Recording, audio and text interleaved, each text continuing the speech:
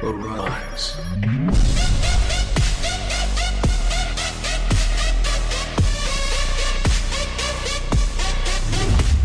आज से हम स्टार्ट करने जाने वाले हैं सोलो लेवलिंग के सीजन 2 को। लास्ट एपिसोड में हमने देखा था कि जिनू शैडो मोनार्क बन चुका था और उसने इग्लिस के शैडो को भी एक्स्ट्रा कर लिया था। फिर हम देखते हैं कि जिनू गेट से बाहर आ जाता है। आगे वो अपने घर जाके सो रहा होता है, पर तभी उसको जिना का कॉल होता है। जिनू से कहती है कि क्या तुम अभी भी सो रहे हो? जिनू कहता है कि हाँ, मैं थोड़ा सा थक गया था।